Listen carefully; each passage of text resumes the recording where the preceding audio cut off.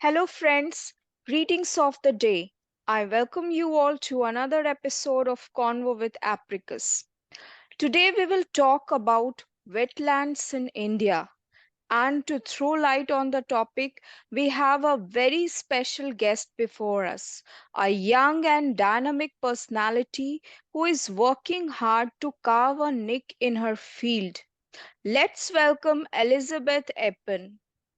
Elizabeth has completed her bachelor's from St. Stephen's College, New Delhi. She has also done her master's in public administration and policy studies from Central University of Kerala. She was one among the four young Indians who received the Young Scholar Award by UNICEF and UNDP to represent Indian youth at the 27th session of the Conference of the Parties of the UNFCCC COP27 in Egypt. A budding entrepreneur and climate enthusiast, she has a paper bag producing enterprise contributing towards the reduction of the usage of plastic. Elizabeth is also a voracious reader and Carnatic music vocalist. Welcome, Elizabeth. Welcome to Convo with Apricus.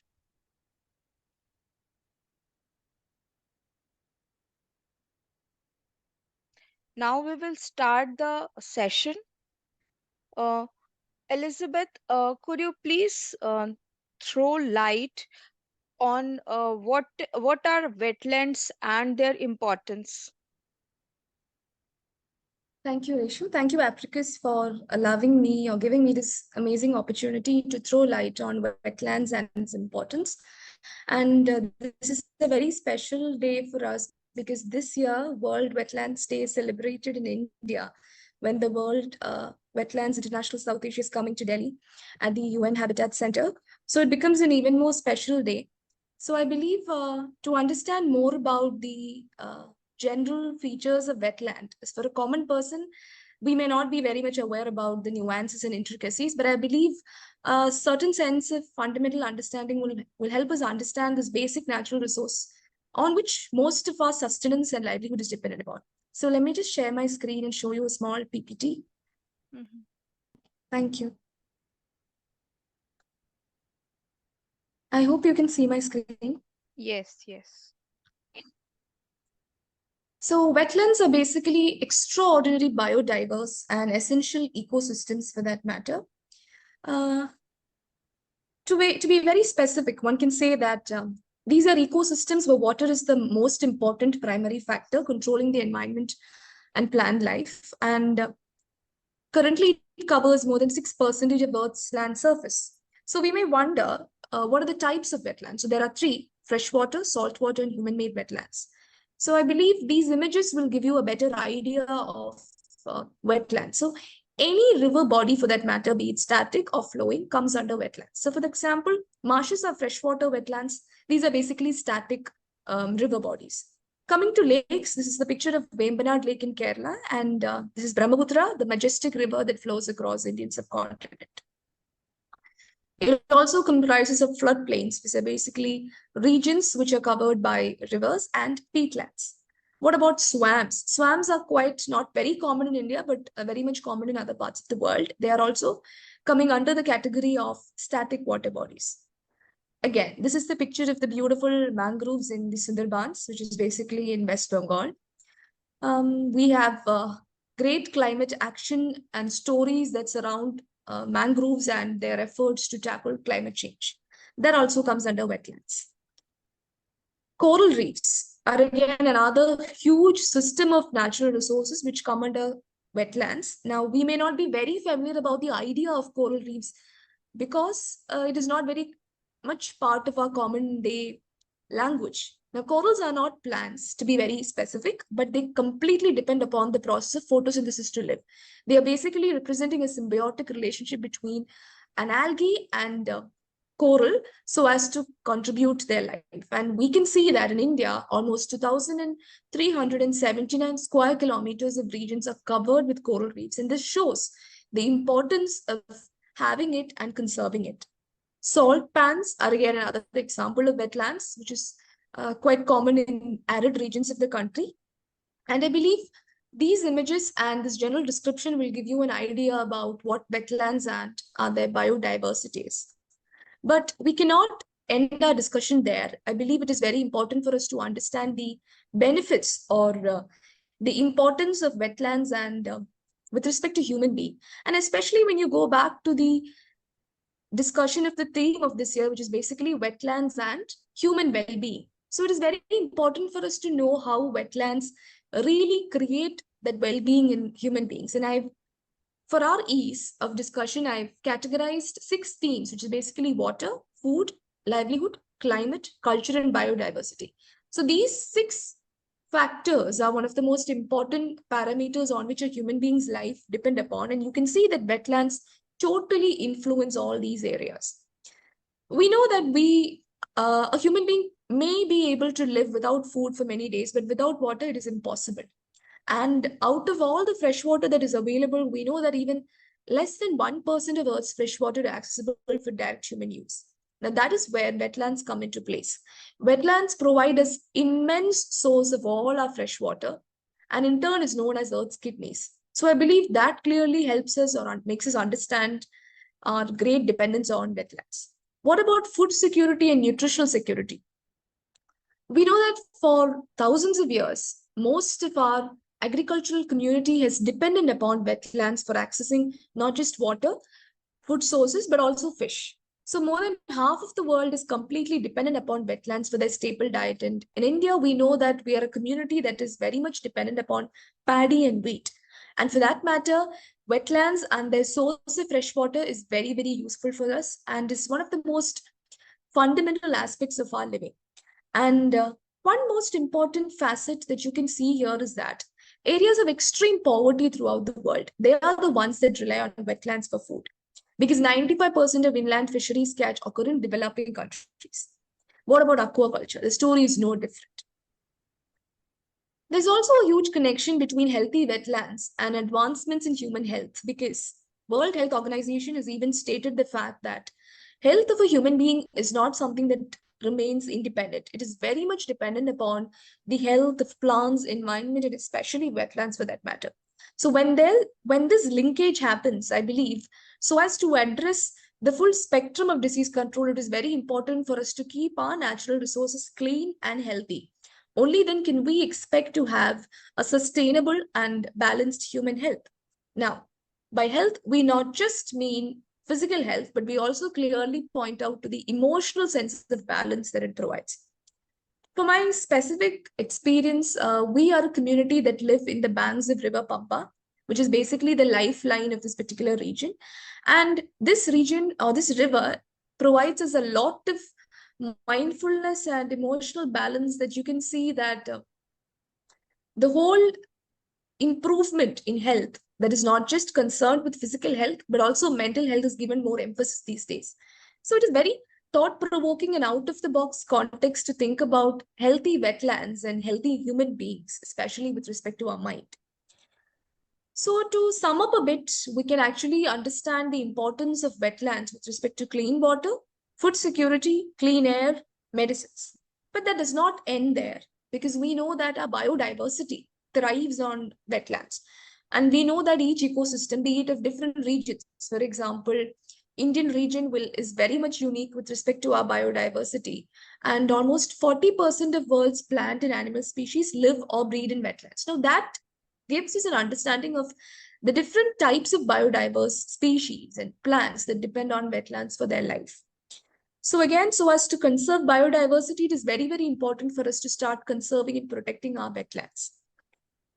Wetlands do not only have this particular aspect of looking after or conserving or contributing towards our health, but also it's a very, very important sustenance factor when it comes to our livelihood. Because as I've mentioned earlier, about 1 in 8 people make their livelihoods from wetlands in a variety of ways. We've already mentioned about agriculture and water supplies. But again, coming to transport and tourism, the transport and tourism sector in Kerala with alliance to coastal areas are very, very huge. And it is very important for us to conserve this if we want to secure this revenue. And again, this revenue should be used to conserve and protect our natural resources. Rivers and inland waterways are very, very important to transportation industry. So considering the economy as a whole, wetlands play a very, very important role. And also because now we know that most of the water resources come under wetlands, I believe there's a more ease with which we define wetlands, and the importance it has is very, very important. And one important point that most of the discussions miss when it comes to wetlands is its connection or benefits to the indigenous population, because many of the traditional wetland indigenous populations basically depend upon its medicinal plants, dyes, fruits, especially when it comes to developing countries. So when we protect our wetland, we also offer a platform or space for the growth of our indigenous population. And climate change is one of the most important aspects of discussions currently. And I believe that wetlands are one of the greatest sources for mitigating and adapting to climate change. And the reason why is because we have mangroves, for example, for that matter, of Sundarbans. They are one of the most important aspects that contribute to climate change, because when it comes to greenhouse gas emissions, they are able to capture a lot of carbon compared to other plant resources. Now, that gives us the importance mangroves have in our daily lives. What about wetlands becoming a source to protect us against hurricanes and floods? So the list does not end here, and it just basically goes on and on. So if we want to tackle and ameliorate the impacts and after effects of climate change, it is very important for us to conserve and protect wetlands. And I guess these points are much more about importance of cultural and spiritual life, and I believe that is very much important for us to conserve our wetlands, not just from the aspect of economy or health, but also about how they contribute to artistic heritage, which is basically symbolifying cultures around the world, be it local or national. So I guess that is much about the general discussion into wetlands and the importance of wetlands about it. Thank you so much, Elizabeth. I think that was the most amazing introduction to wetlands and their importance. Could you please elaborate on what is a wetland loss and wetland degradation?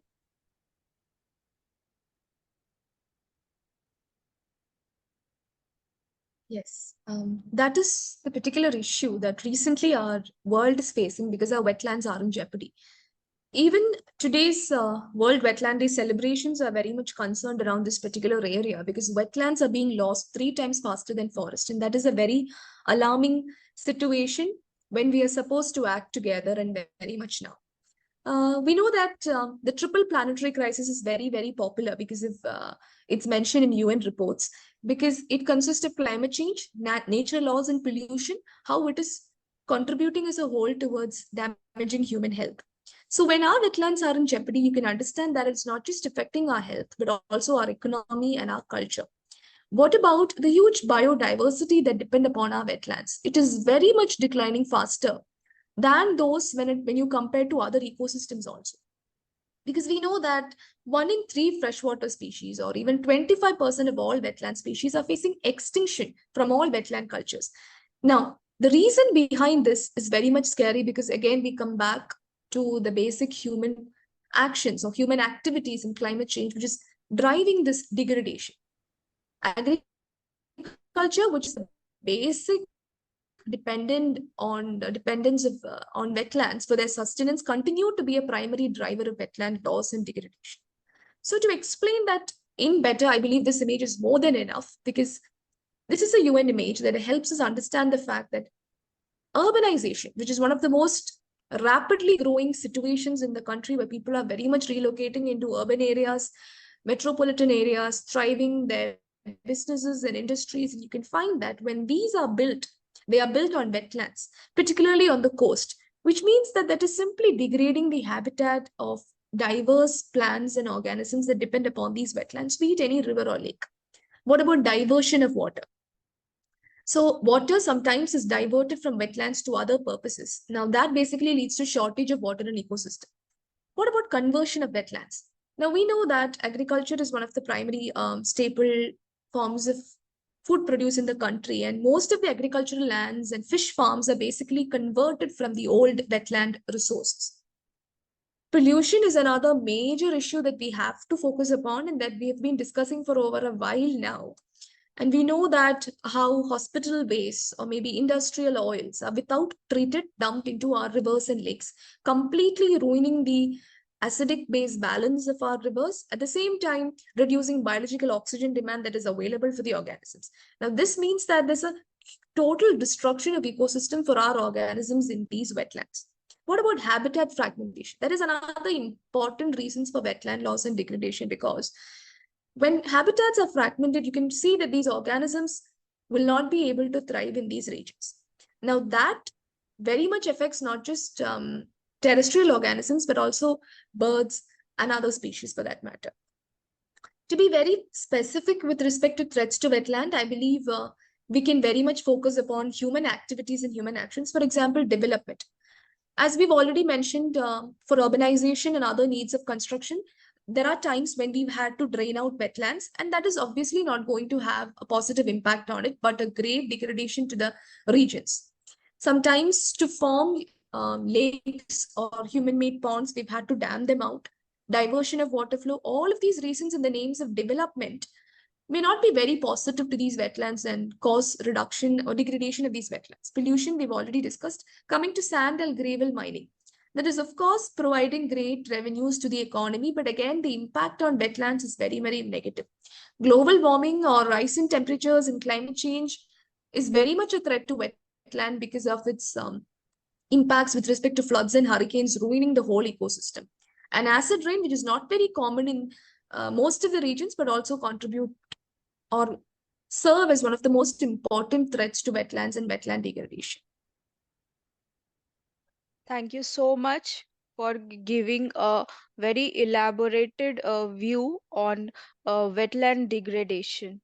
Um, could you please elaborate which is the regulating body and the rules governing wetlands in India? Yeah.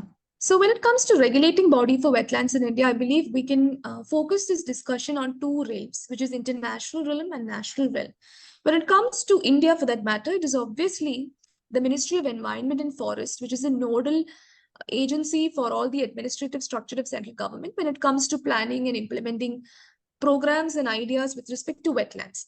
And recently, we've noticed that there is a portal known as Wetlands of India portal, which is a very dynamic knowledge repository because it helps understand most of the things about with respect to resources as well as documents, statistics, and reports on all the research and development activities that have been conducted with respect to wetlands. Obviously, it also comes under MOE-FCC. So I believe that our ministry, when it comes to environment ministry, has given high priority to conserving many of our ecosystems, especially wetlands. And that is the major reason why just last year, almost 11 new sites were added to this list of Ramsar Convention, which we'll be discussing just in future. So that is the kind of importance and emphasis that India gives to promoting wetlands and conserving them. So coming to international regulation, as I've already mentioned, we will be discussing about Ramsar Convention, which is again an intergovernmental treaty that basically contributes together to creating regulations and efforts so as to ramp up our efforts for conserving wetlands. Okay, thank you so much. Uh, are there any other environmental laws for wetland protection?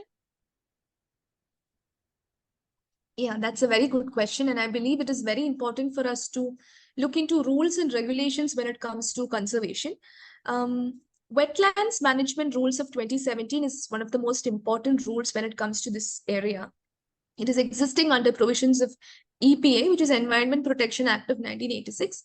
It is a very, very significant and progressive step that India has taken because we've taken the effort to separate and identify conservation efforts, which is very much unique to wetlands. And that is the only way in which we can protect and conserve our wetlands. Now, these rules are very much important for providing a legal framework when it comes to environment concerns and to make sure that people are very much aware about the stringent rules against pollution and degradation. To talk more about wetland rules of 2017, I believe it is important for us to compare the two versions of the rules. For example, in 2010, there was a version of rules which provided for a central wetland regulatory authority. So it meant that most of the discussions regarding conservation was kind of restricted to the central level. But new rules of 2017 has replaced it, and we have so many state level bodies functioning in each and every state of the country, along with a national wetland committee. Now, I believe this rule has really implemented the idea of decentralizing the conservation efforts now, because it is very important aspect, because it is always the local regions and the local stakeholders who will have a better knowledge about conservation efforts in wetlands or the unique characteristics and temperature of a certain region, and they would be able to contribute more. So wetland rules of 2017 are very, very effective with respect to uh, giving much more importance to the idea of decentralization.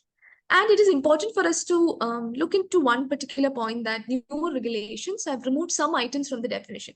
So, as we've already mentioned, there are lots of wetlands, lots of water bodies that come under wetlands. But in India, we've made differences there, and it is also important for us to know that which authority has the power to identify the wetlands, and that power has been given or delegated to the states. Now, that again gives huge role to the state so as to perform in the conservation efforts. And I believe that is going to motivate state to create more programs and missions so as to conserve wetlands for that matter. So the national rules of 27 does not end there, because it is important for us to discuss on the state wetland authority which have been created. So as I've said before, it will be existing in each state and union territory, and they will have their own officials and stakeholders and experts. And these experts are very, very important because they can give you a very important idea regarding the socio-economic, the landscape, and the planning for that matter. The state wetland authority will be developing a comprehensive list of activities when it comes to wetlands, and that is a very, very important timeline that we'll be able to follow and note down the progress that this particular authority has been making with respect to huge changes in the conservation efforts. And we also have a National Wetland Committee. Thanks to the kind of role that has been given, it's an advisory body. It is basically replacing the Central Water Regulatory Authority. And they will be guiding us and giving us significant advices with respect to the trajectory of growth and conservation by different states and by their state wetland authority. Previously, you were citing something about Ramsar sites. Please explain what are Ramsar sites, how can these be identified, and how many Ramsar sites are there in India? Yes, that's a very important question when it comes to wetlands. Ramsar Convention is very, very important, not just to environmentalists or government officials. Even students preparing for UPSC are very much concerned about Ramsar Convention, because this this has existed and continues to exist to be a very important topic. And here I've shown a map of India giving different idea about different regions of Ramsar Convention and the sites that are belonging to there. So you can see that from Kashmir to Kerala, there are different areas in India which is having lakes and wetlands and rivers for that matter, which are under Ramsar Convention. So to understand it better, I believe it is important for us to look into what the convention is and to learn more about it. So all of us would have heard about Ramsar Convention for that matter. We may not very much be understanding the nuances around revolving around it. So it is basically not an international body, but it's basically an intergovernmental treaty for the matter that many governments came together on a particular day to take a decision that it's high time that we create a framework for conserving and wisely using our wetlands and resources. Now, Ramsar is an Iranian city where this convention was adopted, and it was in the year 1971. So we are talking about a very, very old principle or convention that has been in existence and is still very much implemented today. And I believe that really gives you the idea of the importance of international diplomacy, not just with respect to many other realms of social areas, but also with respect to environment. And the fact that even today Ramsar is considered to be important really helps us understand the progressive efforts towards environment in wetland that has come so far. So even though it was adopted in 1971, it came into force in 1975, and since then we know that almost 90% of all UN member states have become members or become parties to this particular convention. And it'll be very useful if we can understand the three major principles or the pillars around which this convention depend upon. It is basically wisely using all their wetlands. So with the mention of the word wetlands, Ramsar Convention has had huge debates with respect to defining wetlands and adding lots of different meanings, and which means that the definition of the word wetlands has become very much large because of Ramsar Convention. So obviously, the basic feature or the basic important factor of Ramsar Convention would be to work towards wetlands, and the word wise makes it very, very relevant there. And they've also created a list of wetlands which are of international importance. And to ensure their effective management, this list is very, very important. And this list is very much practical and being updated on a year by year basis. And in India, with respect to that fact, we have almost 75 sites which are part of the Ramsar Convention. That shows the importance and progress that India has been making since 1975. And they also depend upon one another principle, which is to cooperate internationally on transboundary wetlands. So there are many wetlands that are basically existing on the transboundary regions between different countries. So it is important to have a consistent and collective effort towards improving and working upon these wetlands, because these become then shared species and shared wetland systems, where it is very important to have a concerted effort. Now, this is basically a picture from 1975, which shows how different governments representing different countries have come together to sign this agreement. Moving on to the most important pillar of Ramsar Convention, which is the Ramsar sites. As I've mentioned earlier, they have a list of wetlands of international importance. Now, that is known as the Ramsar list. Now, Ramsar list is very, very important, not just on a national sense, but also on an international status, because they are being considered to be one of the most significant areas of the country, which means that they're going to get extra importance, and that is going to step up our conservation efforts towards wetlands. Now, if we take a huge statistics with respect to Ramsar sites, there are currently over 2,400 Ramsar sites around the world.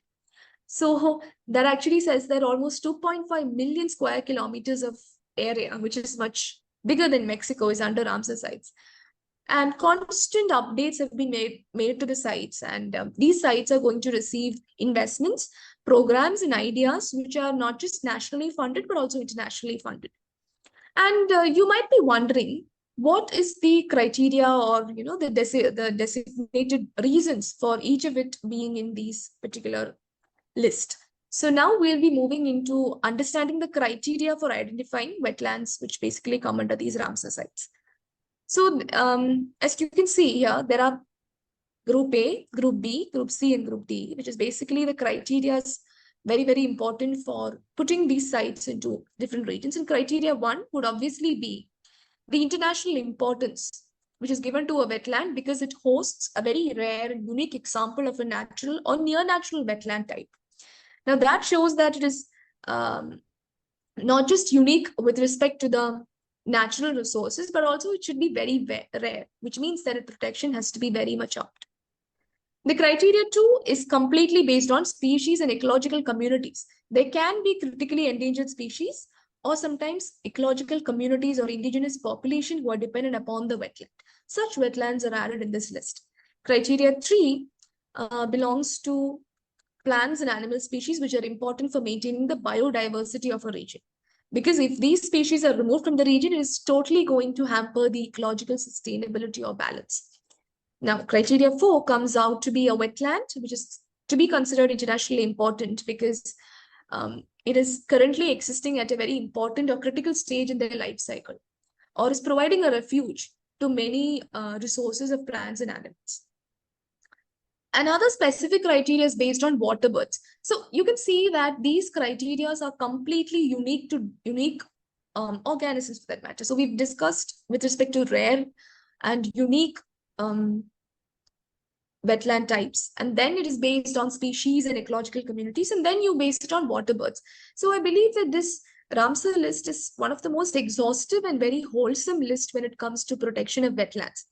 Because criteria 5 says that if a wetland should be considered to be nationally important, it's very important for us to support almost 2,000 or even more water birds. And it has to support 1% of individuals in a population of one species or subspecies of water bird. And there are two more criterions, which is one based on fish and other on other taxa. So a wetland, if to be considered internationally important, it has to support a significant proportion of indigenous fish species.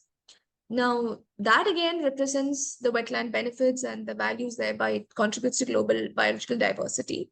And another criterion comes out to be whether it's an important source of food for fish. So there you can have a much more broader definition with respect to concerning human beings also into that point of view. And finally, this specific criteria is based on whether this wetland is supporting 1% of individuals in a population of one species. So this is basically the same criteria that we discussed before. So this actually helps us understand the fact that Ramsar sites are quite very exhaustive and very comprehensive when it comes to preparing the criteria and the most developmental agenda, and which has been continued for the past many years since 1975. And when it comes to India, which is our matter of discussion right now, we've had around 75 sites in India. And when you compare last year, India was able to add 11 more wetlands to the list of Ramsar, which means in the 75th year, we have 75 new Ramsar sites. So the 11 new sites included would be 4 in Tamil Nadu, 3 in Odisha, and 2 in Jammu and Kashmir, and 1 in Madhya Pradesh and Maharashtra. So that again is one of the most important pointer towards the fact that India is constantly continuing to update our list of Ramsar sites and continue to increase our efforts with respect to the existing ones and the new ones also. So we've been a party to it since 1982, and since then our progress with respect to Ramsar Convention has been very tremendous. And with respect to the current trends, we can see that during 2014 to 22, country has added even 49 new wetlands. So to get a wholesome idea of this, Tamil Nadu has the maximum number of Ramsar sites, followed by UP also. So the map that I've showed you in the beginning basically sums up the role of India in this beautiful convention that exists to protect wetlands and conserve the efforts and increase the idea of creating awareness among communities to protect wetlands, which is also one of the most important factor, because at the end of the day, it is communities, basically indigenous communities and other local communities, who have to increase their efforts to protect wetlands because they are the ones dependent upon these wetland regions.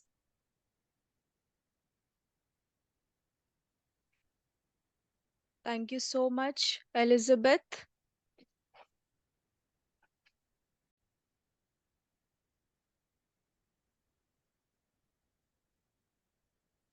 Elizabeth, could you please inform us, uh, are there any international organizations that partner with Ramsar Convention?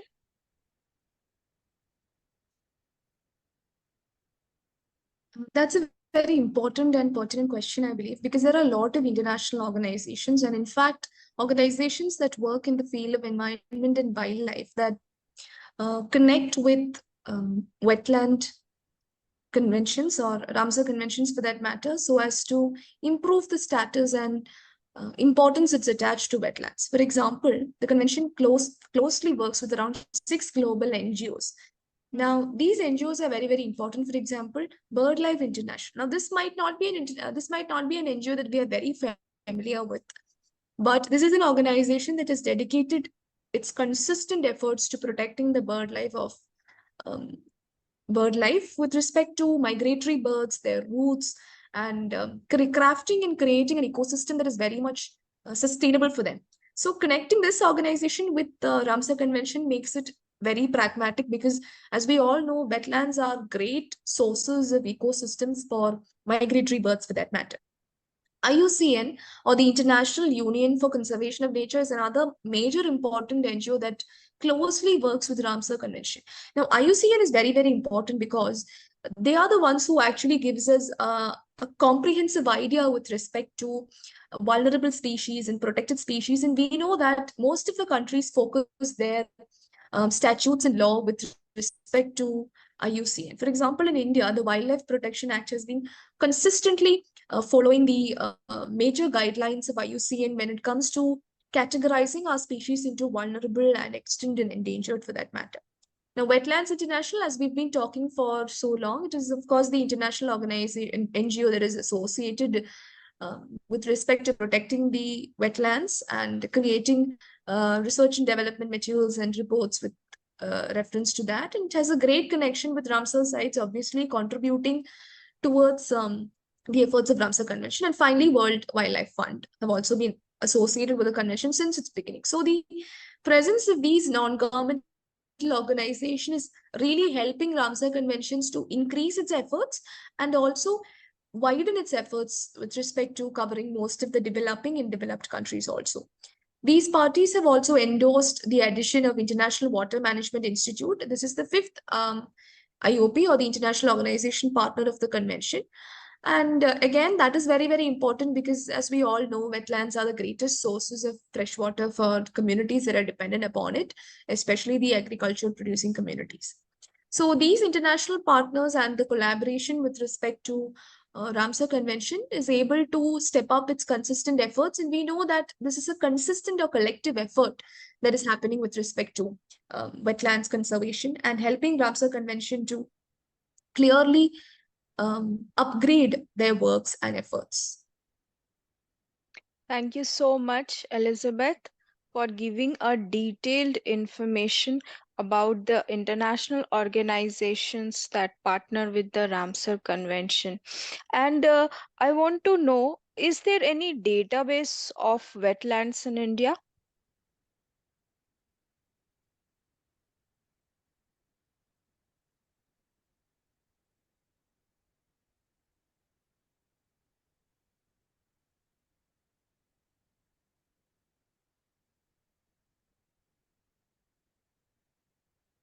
Hello?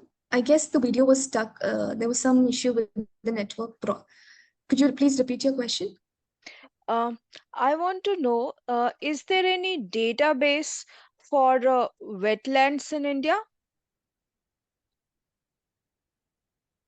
Of course. So, with respect to that question, I believe Ramsar sites or the Ramsar Convention provided site is the basic database when it comes to recording different sites, which is basically wetlands and lakes when it comes to creating within respect to India. We do not have a domestic list or national list that is having a clear-cut database with respect to wetlands and bird sanctuaries for that matter.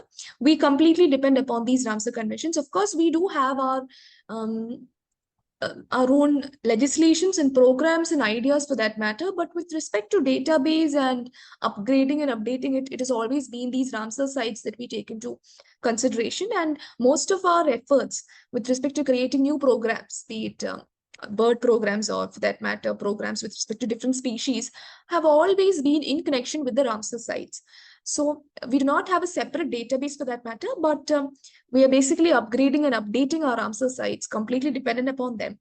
And most, as we've already mentioned, the wetland rules of 2017 has enabled us to have state regulating bodies. So they have their own collections with regarding to the works that they've been doing. Of course, that database can be very useful, but that's going to be very comprehensive for that matter. Of course, that can be considered in connection with the Ramsar sites, which we heavily depend for that matter. The National Wetlands Committee, which is an advisory body, also um, does its role with respect to research and development and providing advices. Again, those databases are not very public for that matter, but I believe the Ramsar sites are one of the greatest databases for the sites in India, along with the statistics and reports and documentary databases provided by the state level bodies, which are functioning under the wetland rules of 2017. Thank you so much for giving a detailed information again. And I want to know what is Montreux record? So Montreux record is something that we have to consider very closely with regards to Ramsar Convention, because it's again an international effort towards wetland conservation. As we've mentioned earlier about the database regarding the wetlands in India, this is more of an international database for that matter. So Montreux record is a register of wetland sites. Basically, of course, having the list of internationally important wetlands. Again, these wetlands are areas where ecological characters have been changing, maybe with respect to development or pollution or other interference. Of course, they're going to have a Montreux record is going to be a register or a database for those wetlands which are very, very important and which needs to be conserved because of their threatening or vulnerable situation um, in the whole of these circumstances which are quite dangerous towards their existence. And again, how is it maintained when we consider it or compare it with the Ramsar list is again a good question that we can ponder here. So it is maintained as a part of the Ramsar list. It is not a separate list, but this is a record or this is a database of wetlands which is very much a part of the Ramsar list. When it comes to India, again, we can check whether any of our sites, wetlands or sanctuaries are part of Montreux record is again two wetlands of India, which is the Keoladeo National Park of Rajasthan and the Loktak Lake of Manipur. These two are very, very important, and these two are there in the Montreux record. And again, that actually gives us the idea that it's very important for us to start conserving and implementing ideas very much with respect to these areas because they are in a state of vulnerability. While Chilika Lake of Odisha was placed in the record, so it was later removed, means that the conservation efforts towards has reached successful, and it has been, able to move away from a state of vulnerability towards a more sustainable living without any effort. So, of course, with lots of efforts, but it's able to clear or steer away from the dangerous impacts of human activities. So Montreux record is one of the most important databases which gives us an understanding of the threatened wetlands all over the world. That helps us to, or that basically helps Ramsar Convention for that matter, to create a whole new path or agenda towards wetland conservation because these sites require much more efforts than the local sites which have been included in the Ramsar list. Thank you so much for giving such a wonderful information. And the last question I want to ask: what can we as individuals do to preserve the wetlands in India?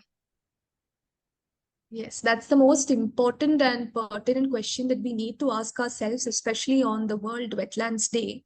Mhm. And closely aligning with the theme of wetlands and human well being, we know that if we don't have a consistent effort now, it is obviously going to affect our own well being. Yeah. So, because we are completely dependent upon the wetlands for our survival and sustenance, it's important for us to make sure that we closely start having consistent actions. So I'd like to show a small video, which may be quite confusing in the beginning, but I'll explain it.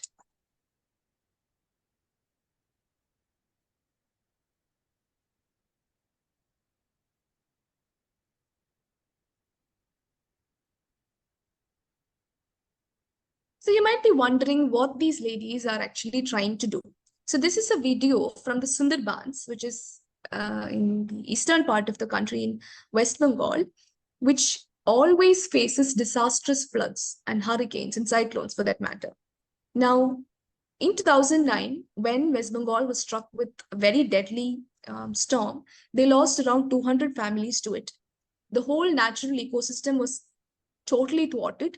The sustainability ratios were disturbed. Crocodiles were entering the village, and people quite didn't know how to ameliorate or reduce the impacts of climate change. Of course, they knew it was climate change. And that is when a group of women in 2015 decided that it was time to have a consistent action towards protecting mangrove trees because mangrove trees are the only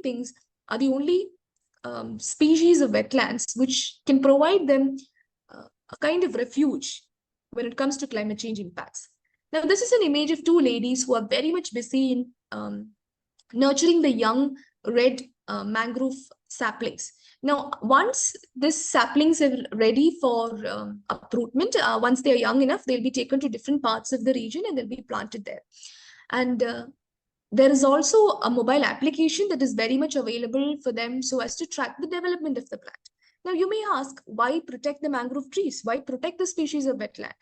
Research, statistics have for a long time been trying to prove the fact that it's the most excellent and extraordinary way to mitigate the effects of climate change. Because, especially when it comes to a hurricane or cyclone, when you have a huge amount of storm surge accompanying with the cyclone, we know that these mangroves are the best natural resources to reduce the height and speed of the waves, which means they do have the potential to be a lifesaver.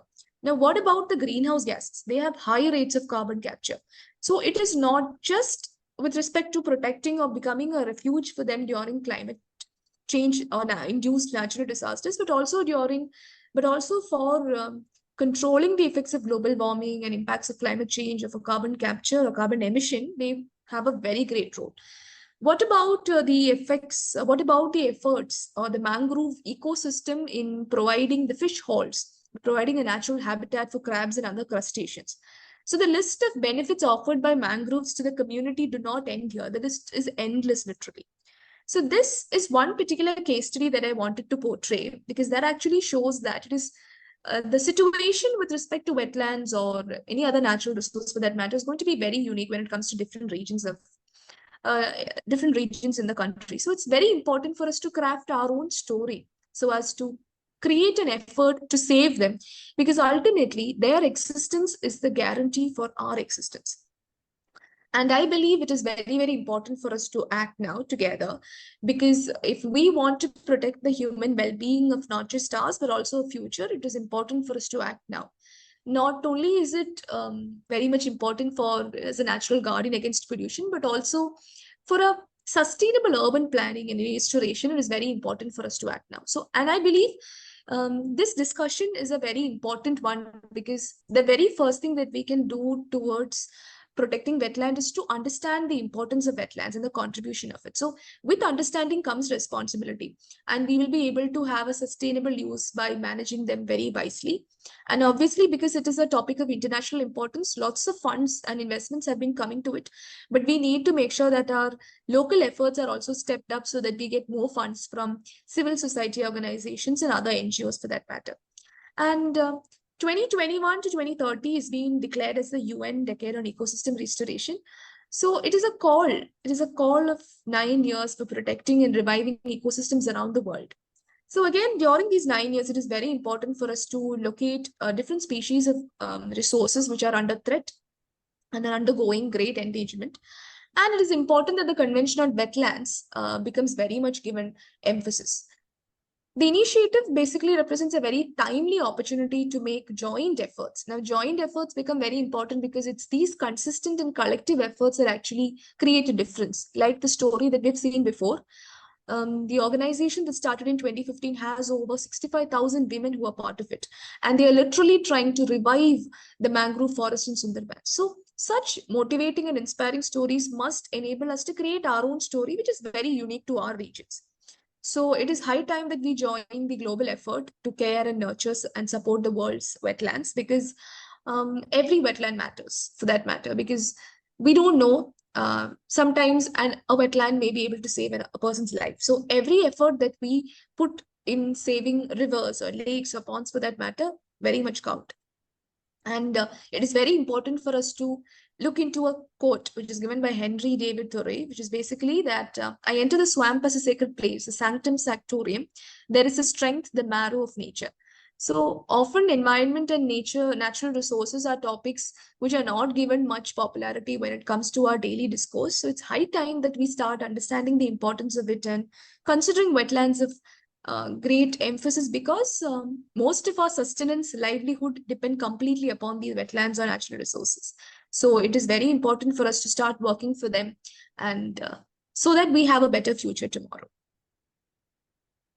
Thank you so much, Elizabeth. The discussions and your opinions were quite impressive, and I believe our audience will get interested in the topic. See, these topics are generally not very appealing to general people, but the idea behind initiating such sessions is that Even the ordinary person gets interested in the topic, and he's made aware about the topic and the consequences, because these topics matter to us as a human being, as an individual, and as a society, as a country, and also to the global world. And I thank you so much for giving a detailed information about the topic. Thank you so much, Elizabeth. Thank you so